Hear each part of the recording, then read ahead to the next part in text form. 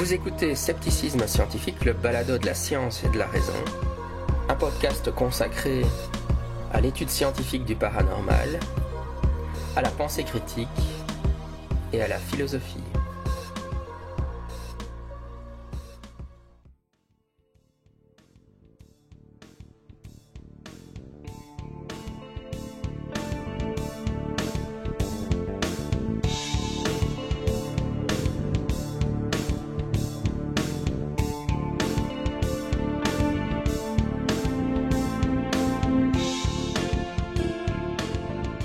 Scepticisme scientifique, le balado de la science et de la raison. Aujourd'hui, en fait, je suis en déplacement à Tournai, qui est une charmante bourgade en Belgique pour ceux qui ne sont pas belges. Je pense que tout le monde ne connaît pas Tournai en Suisse ou en France ou ailleurs, où on est au Québec, où on écoute le balado. Et on va discuter d'un cas de maison hantée. On va vous expliquer un peu tout ça. Et avec moi, il y a donc Jérémy Royaux, qui est un membre de l'OZ et que vous connaissez peut-être parce qu'il maintenant il est le responsable de la page Facebook de l'OZ. Bonjour. Et alors, je suis avec le malheureux propriétaire de la... Ça dépend comment on le voit. Oui, ça dépend comment on le voit. De la maison du diable à Tournai. Bonjour. Voilà, alors on va un peu... Donc effectivement, on a déjà eu un petit avant-goût. Vous vous rendez compte qu'il a eu quelques déboires à cause de ce supposé phénomène de hantise. Mais raconte-nous depuis le début, en fait, d'où vient cette histoire de maison hantée. Ce que tu vas nous expliquer, c'est une sorte de légende. Bon, en fait, à ce que j'en sais, c'est une légende urbaine qui a commencé quand mon grand-père est mort, il y a une quarantaine d'années maintenant, on va dire, entre 30 et 40 ans, qui est née sur base de pas grand-chose. D'une part des gargouilles, enfin une strige à modillon dessus, et d'autre part... peut-être aussi une affaire immobilière derrière, en fait, puisque le terrain est assez grand. Et donc, justement, quand mon grand-père est mort, on a eu pas mal d'appels téléphoniques, on a eu pas mal de harcèlement à ce niveau-là, pour vendre la maison, etc. Et donc, on s'était toujours demandé si ça pouvait venir de là en partie, quoi. Et la troisième piste qu'on avait, c'était des étudiants qui cotaient à l'époque dans la maison, dans une des maisons, puisqu'il y en a 3-4. Et en fait, des étudiants qui étaient en journalisme, qui étaient dans les écoles, dans les filières artistiques, qui faisaient à l'époque des petits, comment on appelle ça, des petites nouvelles basées sur des faits réels, concrets. Donc ils prenaient la rue, ils prenaient le numéro, etc. Donc on s'était toujours demandé s'il y avait eu un texte à l'époque qui avait entre guillemets, inspiré plus que d'autres certains étudiants et qui s'est construit un petit trip avec, quoi. Mm-hmm. Et donc, oui, la première explication, on a vu la maison, la façade de la maison tout à l'heure, et donc effectivement, il y a une sorte de petit diablotin, une petite sculpture, et ça peut inspirer les chasseurs de fantômes, je suppose. Mais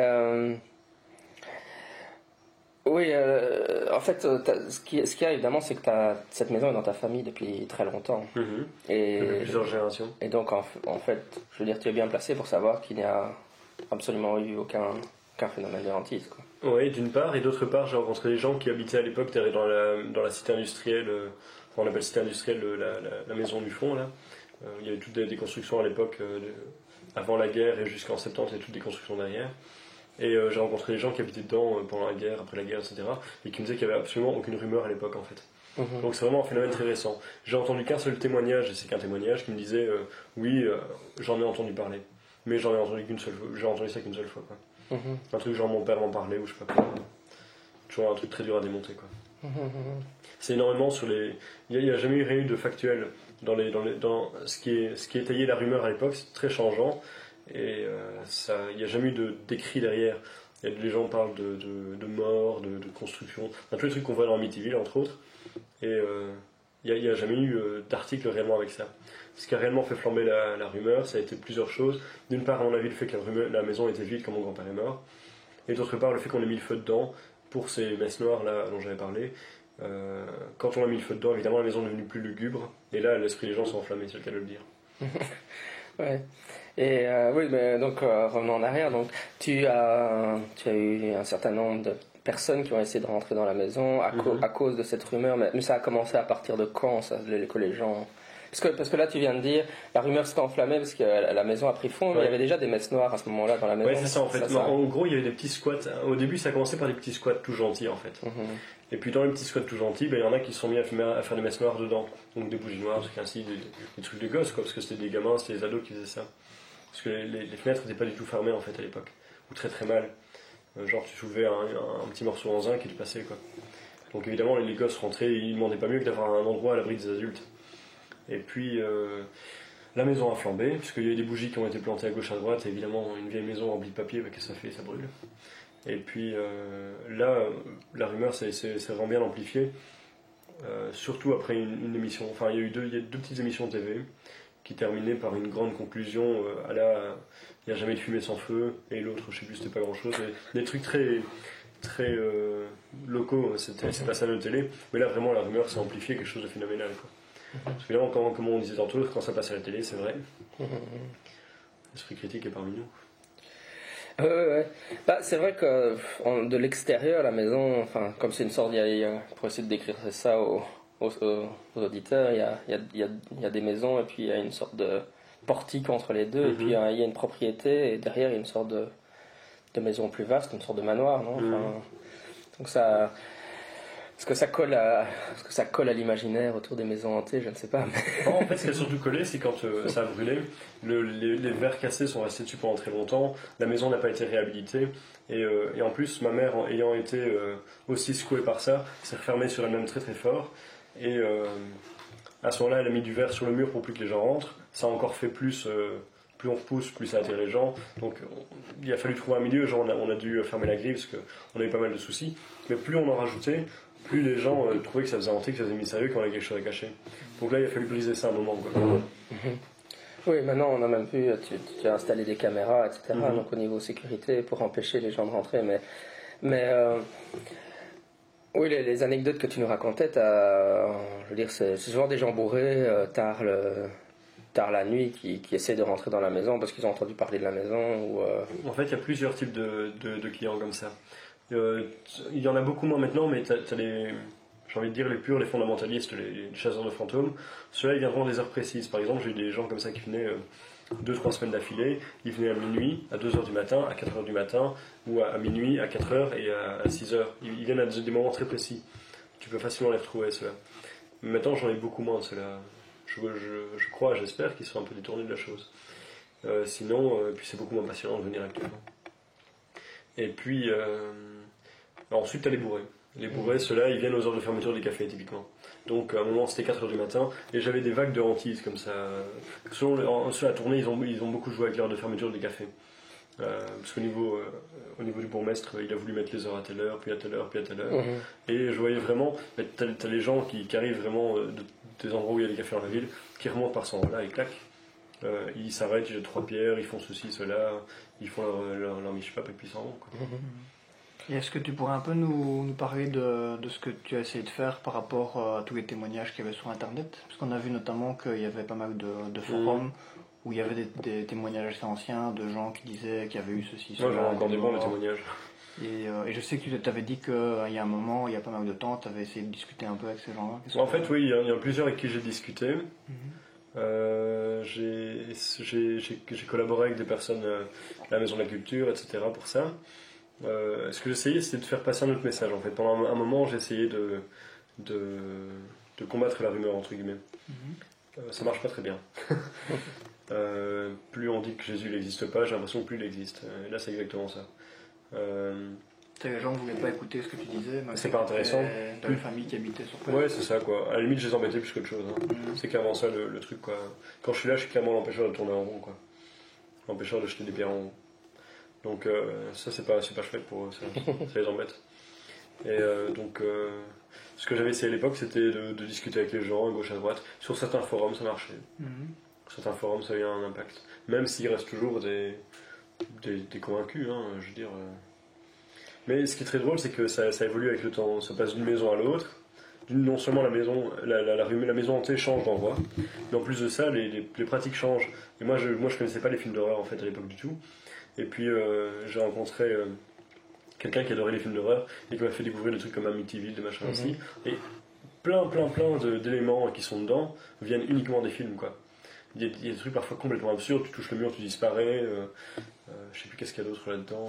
Il y a vraiment plein de trucs absurdes qui viennent de ça. Une fois, je me souviens très bien, j'avais un gosse comme ça, qui m'affirmait qu'il avait vu dans une maison où il n'y a pas de cave en fait en réalité, il m'affirmait qu'il avait vu des baignoires pleines de sang, dans des caves qui avaient été murées et bétonnées, et qu'il y avait des chiens pendus au-dessus ou un truc ainsi. Et ce qui était incroyable, c'est que ce gosse il était écouté par une bande d'adultes, quoi. Donc t'imagines la situation, t'as un gosse à peine pubère, qui a des adultes qui viennent et qui écoutent ce qu'il dit, lui il débite mais un nombre d'âneries à la seconde incroyable, et les autres ils écoutent. Et donc il prétendait qu'il était rentré dans la maison. Ouais, c'est ça. Et alors, je laisse s'enfoncer un peu, pour voir quand même si les autres ont un peu d'esprit critique ou pas. Ça n'avait pas l'air de percuter grand chose. Et puis je lui dis, mais dis-moi en fait, comment t'as fait pour rentrer? Parce que tu viens de me dire, les caves sont murées. Comment est-ce que tu fais pour rentrer dans ce cas-là? Ah, mais je suis rentré. Et donc, fort de sa mauvaise foi, il continue dans son argumentaire. Il était indémontable. Et puis après, j'attaque par le raisonnement, par un autre truc. Je dis, mais il y a quand même un truc qui est connu, c'est que les cadavres, ça sent. Quand t'as un cadavre quelque part, ça pue, mais violemment. Alors quand t'as tout plein de cadavres et des trucs remplis de sang, mais l'odeur doit être absolument épouvantable. Est-ce que tu sens quelque chose ici? Non. Et donc il était fort embêté, mais en même temps, il y avait sûrement une bonne raison, quoi. Et donc évidemment, plus j'attaquais le raisonnement, pire c'était, parce que lui, il devait cristalliser sa croyance. Et donc au final, ce qui marchait nettement mieux, c'était de le faire passer. Ce qui pour moi, un des trucs qui marche le mieux, c'est de ridiculiser la personne. Celui qui invente tous ces trucs, je le ridiculise, et pour que le reste du groupe prenne une licence par rapport à lui. Ça, aux gens, en général, ça a des bons résultats. C'est pas très sympa, mais ça marche.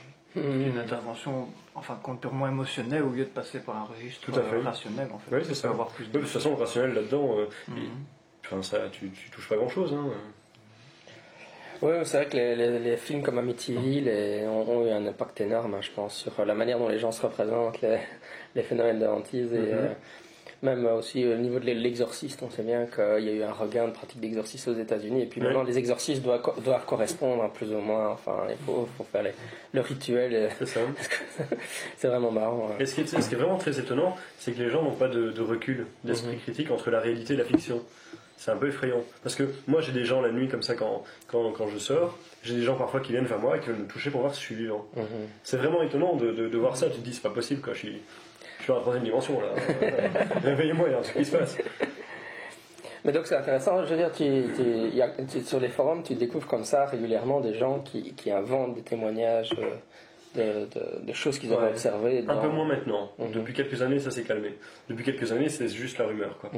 Mais à l'époque, j'ai la farde à côté, les gens, ils y vont bien, je te jure, c'est impressionnant, quoi. Ils inventent des trucs, je veux dire, c'est gros, mais ça passe, quoi. Il y a des loups, il y a une sorcière, il y a ceci, il y a cela. Plus c'est gros, mais ça passe. Et pour revenir à nos amis les chasseurs de fantômes, comment ça se passait quand ils essayaient de venir? Parce qu'en général, les chasseurs de fantômes, ils essaient de faire ce qu'ils appellent un lockdown dans la maison, de passer une nuit dedans, prendre des photos. Quand ils ont essayé de rentrer dans ta maison, comment ça se... D'ailleurs, c'est une grosse discussion quand moi je m'intéresse un peu à la chasse aux fantômes d'un point de vue sceptique, et alors il y a quand même pas mal d'auteurs qui disent s'il vous plaît, n'allez que dans les maisons dont vous avez l'autorisation, etc. C'est quand même un problème récurrent, et puis il y a régulièrement des morts dans les chasseurs de fantômes. La dernière, il y a 2 ans, dans une université réputée hantée, ils étaient allés illégalement aussi, et puis ils étaient montés sur un toit, ils avaient sauté d'un autre toit à l'autre, il y en a une des filles qui était tombée, etc. Donc c'est même pour des raisons bêtement de sécurité, entre guillemets, qu'il y a quand même des auteurs qui essayent de dire, pro-chasseurs de fantômes, qui essayent de dire, n'allez que là, vous avez l'autorisation. Mais bon, apparemment ça se fait quand même. C'est comme l'urbex, pour l'instant, semble un développement aussi. C'est aussi un phénomène comme ça, aller voir dans les maisons vides, des trucs ainsi, où les gens prennent des photos, des trucs comme ça. De manière plus ou moins légale.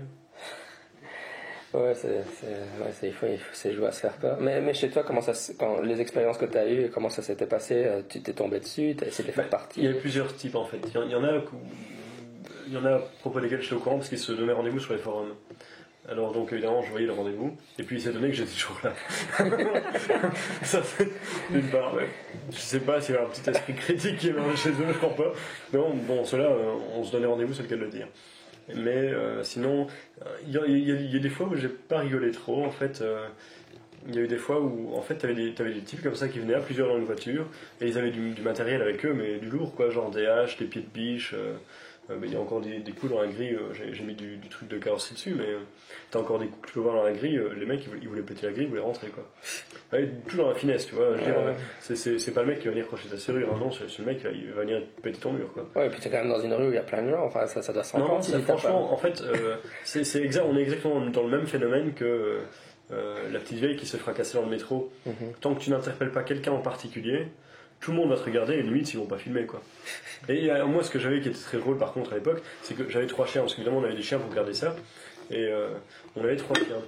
Et d'ailleurs j'ai une anecdote marrante avec les chiens, enfin j'en ai plusieurs, mais j'en ai une qui est marrante.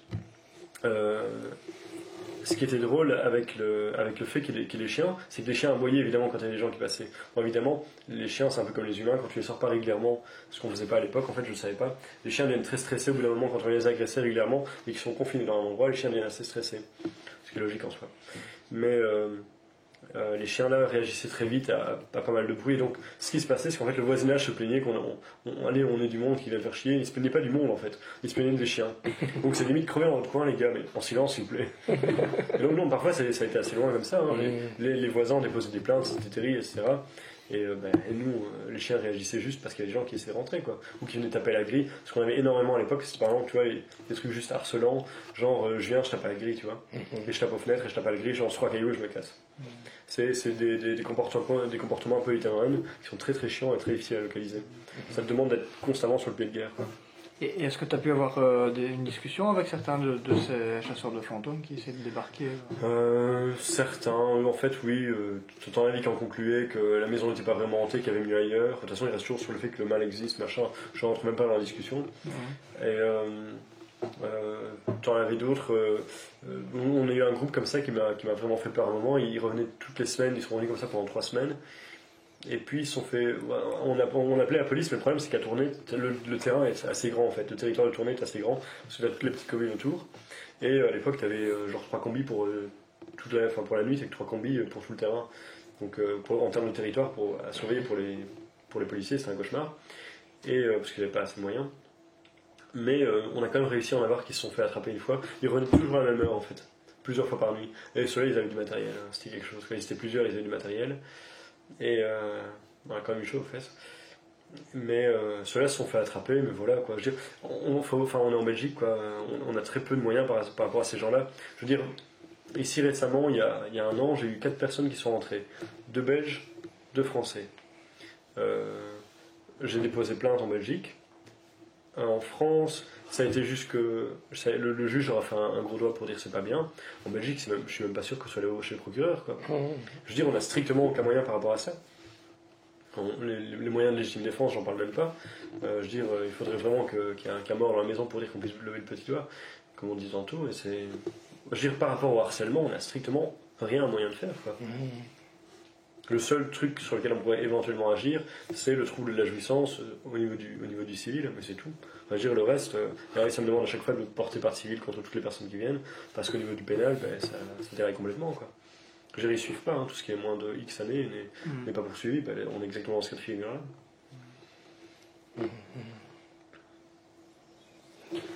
Oui, peut-être, comme tu nous l'expliquais tout à l'heure, au niveau des personnes bourrées, évidemment, là, c'était comme elles rentraient dans la maison, c'était quand même assez dangereux, parce que là, tu parles, enfin bon, les chasseurs de fantômes étaient peut-être moins méchants, mais t'as quand même eu quelques problèmes avec des personnes plus agressives. Ah oui, j'en ai eu. À un moment, Tournai était pas mal fréquenté par des skins, on rigolait pas non plus, hein. Je veux dire, à ce moment-là, quand t'as les chasseurs de fantômes, c'est un truc, mais quand t'as des skins, c'est moins marrant tout de suite, quoi. J'ai eu quelques coups de chaud ainsi, parce que les types, ils viennent, ils ont pas les mains vides, quoi. T'as toujours un petit cadeau à la sortie, faut gérer, quoi.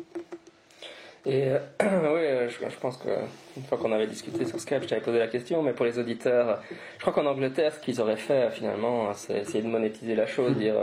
Quand j'étais en Écosse cet été, régulièrement, je suis tombé sur moi. Enfin, j'ai fait une visite d'un lieu hanté, et puis il y avait une maison aussi. Exceptionnellement, pendant tel week-end, vous avez accès à la maison.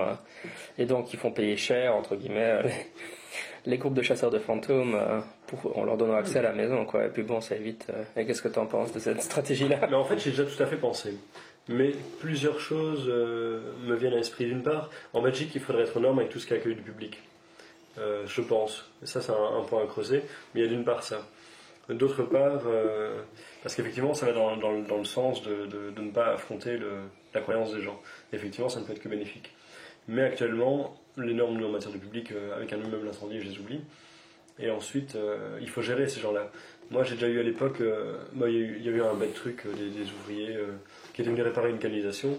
Je sais pas si tu te rappelles. Mais j'étais à Bruxelles en fait, puis d'un coup ma mère m'appelle paniquée parce qu'en fait les ouvriers pour réparer la canalisation ils sont quand même vachement nombreux. Et puis il y en avait 2-3 qui se baladaient en permanence près de la maison qui était à 50 mètres de là quoi. T'as quand même 50 mètres de jardin entre deux et ils voulaient toujours aller plus loin tu vois. Donc une fois que t'as un groupe à l'intérieur, faut le gérer. Et là c'est un encadrement à prévoir quoi. Je veux dire, autant t'as des gens qui vont être corrects, autant tu sais absolument pas sur qui tu vas tomber quoi. Et parfois ça peut être un peu désagréable quoi. Oui, tu aurais presque un gardien de sécurité qui est là pendant la visite. C'est un peu le rôle que je fais quoi en fait. Et c'est un peu ça le truc. Et là sur le coup j'étais intervenu avec le chien, parce que vous avez calmé tout de suite quoi. Parce que j'étais revenu de Bruxelles rapidement pour faire ça et voilà, après ça ils bougeaient plus de leur trou. Non mais ça a l'air bête hein, mais tu vois c'est des petits trucs comme ça qui te pourrissent la vie en fait. C'est juste un petit harcèlement quotidien tu vois. C'est la petite goutte, c'est le supplice de la goutte là. Non, c'est clair. C'est pas mal de conséquences sur le fait que ma mère se renferme sur elle-même, s'éloigne. Je dirais, plus le temps a passé, évidemment, plus elle avait peur des gens. Je dirais, on a eu des sales coups, t'as des gens qui toquent. Toi, évidemment, tu vas voir dans la rue si t'as pas un volet qui a été ouvert, ou bien, je veux dire, quand t'as pas les caméras, tu sais pas voir tout ça dehors, tu vois. Je veux dire, avec les caméras, c'est facile. T'es à un endroit, tac, tu checkes toutes les entrées et toutes les sorties, t'es tranquille, tu vois. Plus ou moins. Bon, encore une fois, c'est là où tu vois vraiment la différence entre les chasseurs de fantômes ou les bourrés et des vrais cambrioleurs. Je veux dire, si t'avais des mecs qui étaient vraiment au point, ça se passe très facilement. Mais heureusement, on a des charlots devant nous et ils font n'importe quoi. Donc ils sèment des petites pâquerettes derrière eux, limite. Mais ce qui s'est passé, on a eu quand même plusieurs coups chauds. Genre, une fois, ma mère est sortie et tu vois, un truc tout bête, t'avais une voiture avec des gens dedans. Elle avait quand même avec elle, elle avait un bouvier du flanc, donc pas un chien spécialement petit non plus. Mais dès qu'elle arrive à la voiture, t'as 6 mecs qui sont mis autour d'elle, quoi. Alors, genre, je te mets des claques, etc., pour essayer d'exciter le chien, pour la faire réagir, tout ça. Ben, je veux dire, quand t'as X âge, que t'es une femme seule, que tu es dans la rue avec ton clébard, même si t'as un clébard avec, tu t'emmènes pas large, surtout que c'était pas du tout un chien d'attaque celui-là, donc. Et qu'est-ce qu'ils essaient d'accomplir par là? Enfin, c'était quoi? Ils étaient juste énervés par contre? Ouais, c'est ça, tu les déranges, t'es toujours dans la mauvaise position quand tu sors de là. T'es toujours l'empêcheur de tourner en rond en fait. Souvent, c'est le petit truc que je vais faire triper ma copine le vendredi soir. Ça, c'est un truc qui revient très régulièrement dans ce genre de processus. Où viens, je vais te faire découvrir tourner, oh, t'as vu la maison du diable, vas-y, jette une pierre. Et donc, t'as toujours le mauvais rôle quoi. Et donc là, forcément, les gens t'en veulent. Donc quoi que tu dises, quoi que tu fasses, à ce moment-là, c'est sur ta vie que ça tombe. Donc ça, il faut le gérer de manière ou d'une autre. Il y en a pas qui s'imaginent qu'il y a personne qui habite à l'intérieur ou qui... Ah oui, si, ça c'est très régulier en fait. Hein. Et le fait que tu habites, c'est la preuve que tu es un démon. Je veux dire, quand tu es face à quelqu'un qui a un raisonnement abscon, toutes les tentatives que tu feras, c'est un peu comme quand tu attaques l'homéopathie. Hein. Je veux dire, ça n'existe pas, mais si, ça existe. Voilà, c'est exactement la même chose. Le diable, il n'existe pas. Ou alors parfois, ce qui serait drôle, c'est de trouver des terrains d'entente. Moi, je me souviens, j'avais une Italienne comme ça. Elle était venue avec sa belle famille. Et alors, là, je me suis servi de la stratégie de la faire être un peu mise à l'écart du groupe, tu vois. Et donc, je me moquais discrètement d'elle. Mais en fait, au fur et à mesure, j'avais le groupe qui rigolait vraiment de plus en plus, quoi.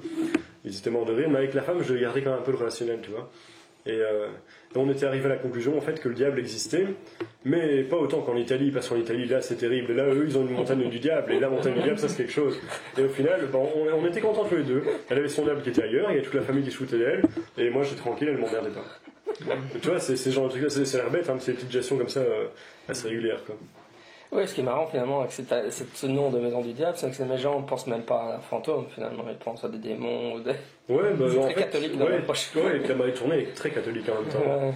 Mais oui, c'est ça. De toute façon, le diable, il est multiple. Hein. Il est incarné, il est désincarné. Une fois, si tu touches le mur, tu disparais. Une fois, c'est t'as des chiens loups. Une fois, t'as plein de choses, quoi. C'est un peu un fourre-tout, en fait, le diable.